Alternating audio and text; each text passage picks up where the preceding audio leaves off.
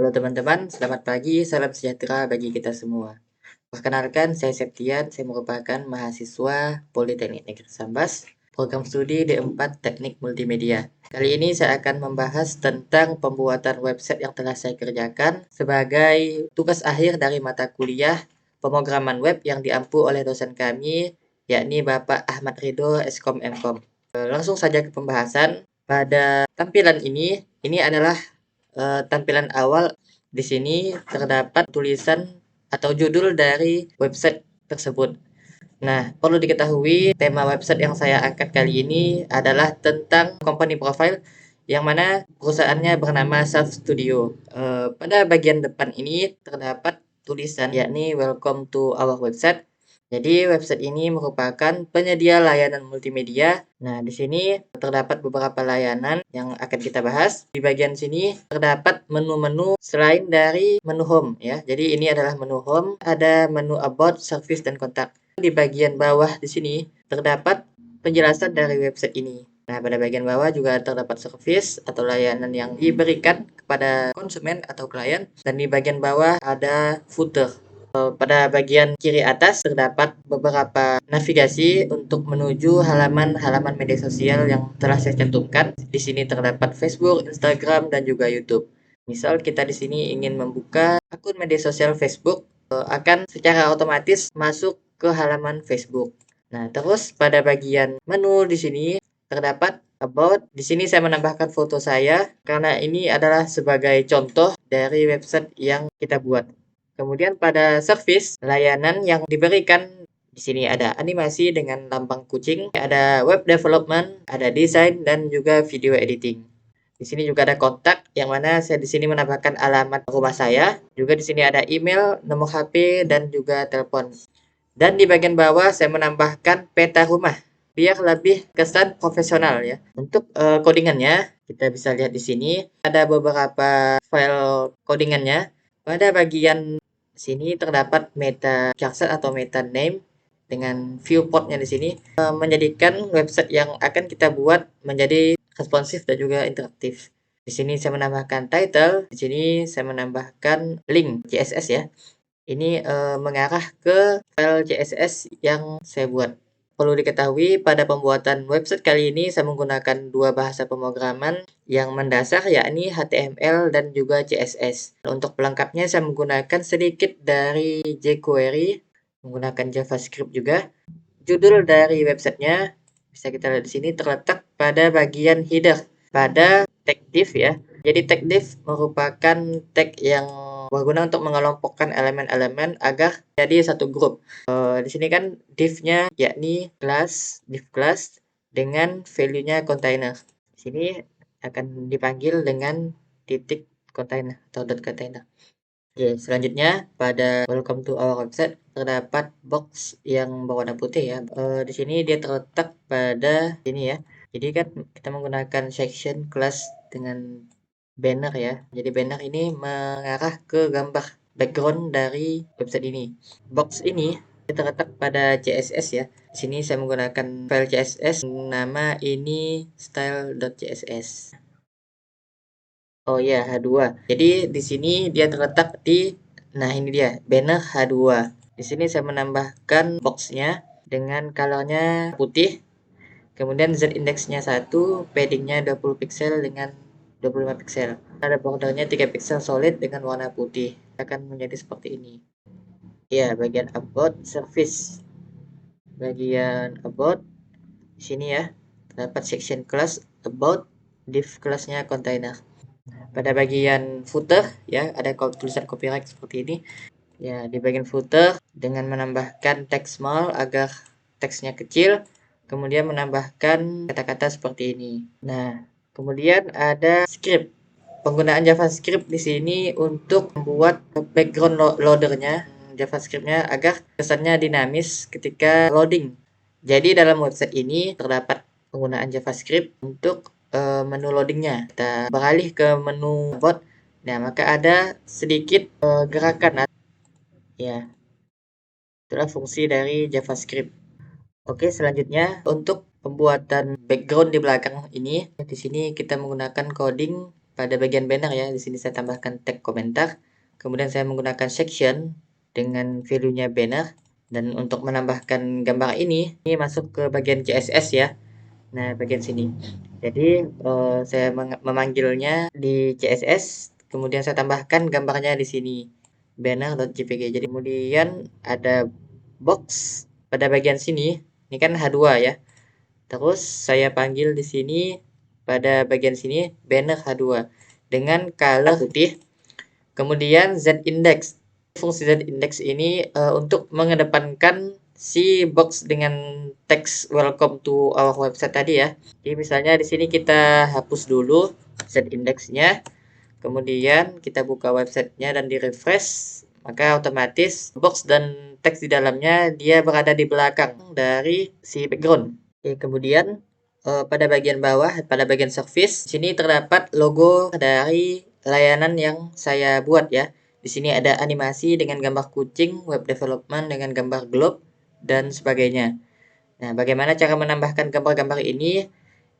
Saya menggunakan tag HTML dari website yang namanya Font Awesome ya. Jadi di sini kita tinggal menuliskan gambar apa yang akan kita pakai. Misalnya cat ya. Ketika kita ingin menggunakan gambar kucing, maka kita tinggal klik ya. Kemudian muncul tag HTML seperti ini ya. Jadi harus tersambung ke internet seperti itu. Tinggal kita tempel di bagian sini.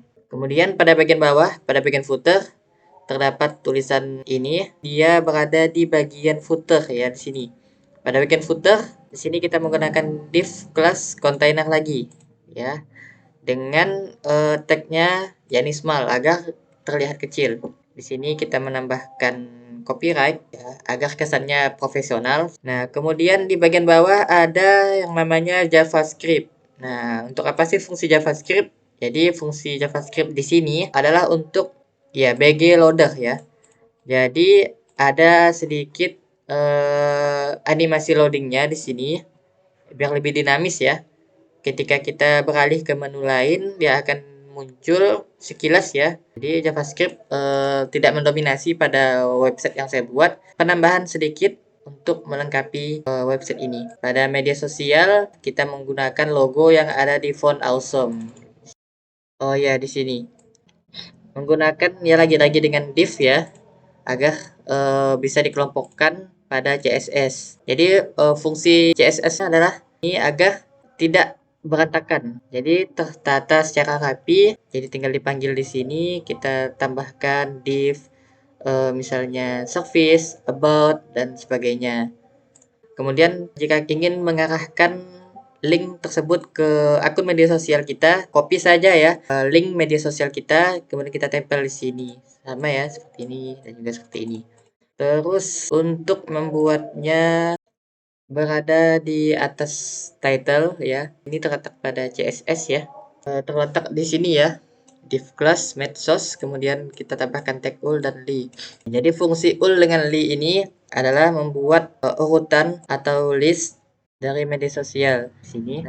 Jadi kita tinggal mengetikkan codingan-codingan seperti misalnya di sini display inline box untuk membuat si logo-logo tadi tersusun ke samping. Misalnya di sini kita hapus, kemudian kita cek di browser, maka dia akan ke bawah seperti ini.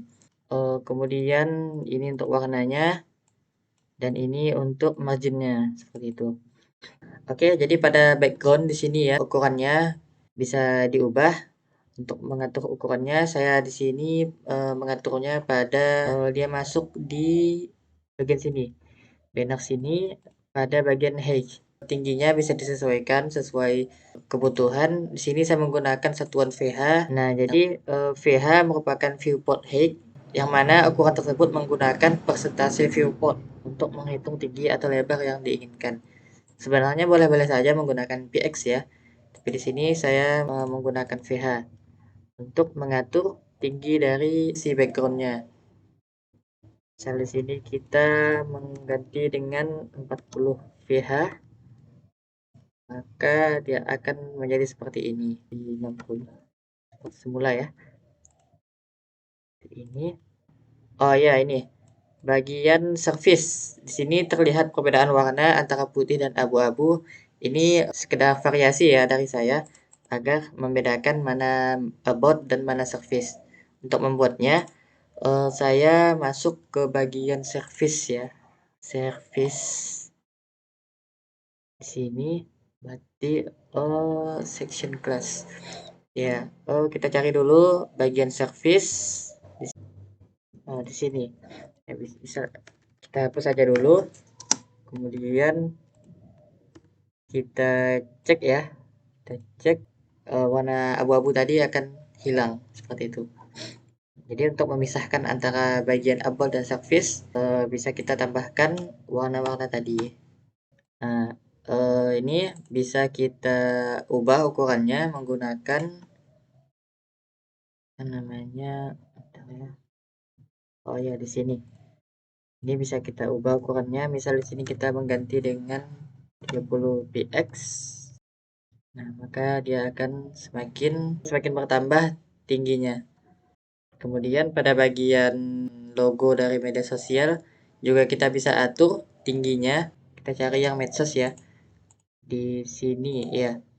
Misal kita mau menggantinya dengan 10 pixel. Maka itu bisa disesuaikan seperti itu ya.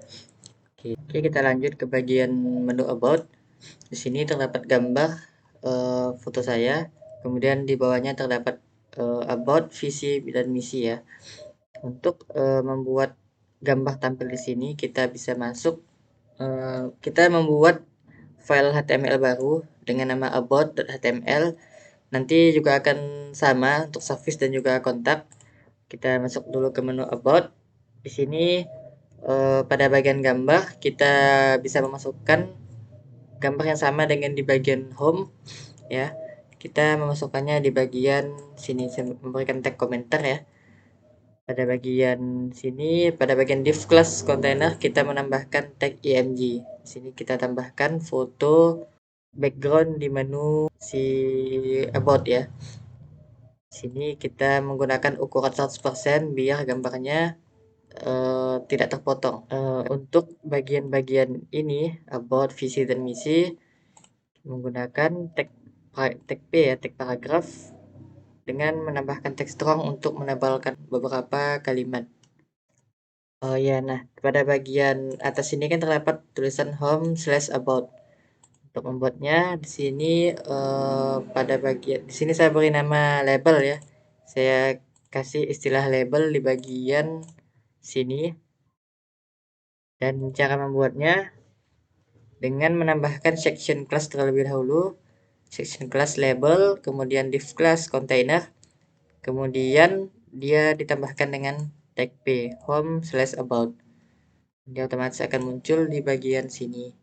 Sama juga untuk bagian lainnya seperti service dan juga kontak. Kemudian kita masuk ke menu service. Pada bagian service di sini terdapat beberapa jasa ya, ada animasi dan sebagainya.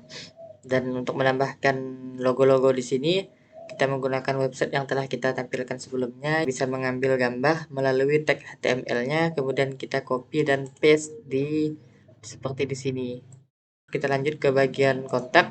Ya, di sini saya menambahkan alamat, email dan juga nomor HP. Dan kemudian menambahkannya cukup mudah di bagian sini ya. Kita masuk ke bagian section, kemudian kita tambahkan div class container, kemudian kita tambahkan tag H3-nya dengan menuliskan kontak person. Lanjut kita menambahkan div box dan lanjut ke bagian H4-nya seperti itu. Kita masukkan alamat dan juga email dan nomor HP, peta atau Google Maps ya, yang menuju ke alamat kita seperti itu. Dan untuk menambahkannya cukup mudah. Pertama kita bisa masuk ke websitenya Google Maps terlebih dahulu. Sini kita ketik. Nah, kemudian kita cari alamat yang akan kita inputkan di bagian sini nanti. Misal di sini kita masukkan Politeknik Negeri Sambas ya. Kita memilih di sini contohnya dengan Politeknik Negeri Sambas. Kemudian untuk mendapatkan link HTML-nya, kita masuk ke menu bagikan atau share. Kemudian kita bisa klik sematkan peta. Pada bagian sini kita tinggal copy saja file HTML-nya. Kemudian kita masuk ke file kontak. Kita buat di sini di bawah alamat ya, di bawah email dan juga nomor HP. Kita tambahkan saja, misal di sini kita hapus ya. Nah, di sini kita tinggal paste saja. Kemudian kita save dan kita lihat. Nah, otomatis dia akan tampil seperti ini. Agak kecil ya ukurannya, jadi kita ubah dulu di bagian sini. Ya, bagian width-nya, lebarnya kita jadikan 100 saja, 100%. 100%. Kita coba. Nah, maka hasilnya akan seperti ini. Seperti itu untuk bagian kontak dalam menambahkan alamat dan juga link Google Maps yang menuju ke alamat kita. Di bawah tidak lupa diberi footer. Juga di bagian sini tidak lupa ditambahkan bagian di mana kita sedang berada. Seperti itu. Setiap kita berpindah dari satu bagian ke bagian lainnya, kita pindah dari satu halaman ke halaman lainnya, terdapat sebuah animasi loading ya. Seperti ini. Bisa terlihat sekilas. Ini menggunakan JavaScript ya, yang mana dia terletak di bagian ya di paling bawah di sini, di bawah tag footer. Saya menaruhnya di sini, menambahkan tag script type text / JavaScript. Ini menggunakan BG Loader buat gerakan loading ya, membuat ada gerakan loadingnya. Kemudian ini sama ya, di setiap file HTML seperti about, service, dan kontak kita tambahkan juga. Dan untuk menentukan gerakan loading dari si BG loadernya, kita bisa masuk ke bagian sini di BG loader. Di sini kita bisa atur menggunakan CSS ya. Kita panggil di sini BG loader. Kita bebas mengganti background colornya. Kemudian posisinya fixed, jadi tetap di tengah. Ya, untuk kecepatan putarannya bisa disesuaikan. Misalnya di sini kan agak cepat ya, bisa kita perlambat. Misal di sini kita jadikan 16 second ya. Di sini menunjukkan detik ya. Kemudian coba kita refresh. Nah, makin terlihat jelas ya. Coba kita perlambat lagi jadi 30 second.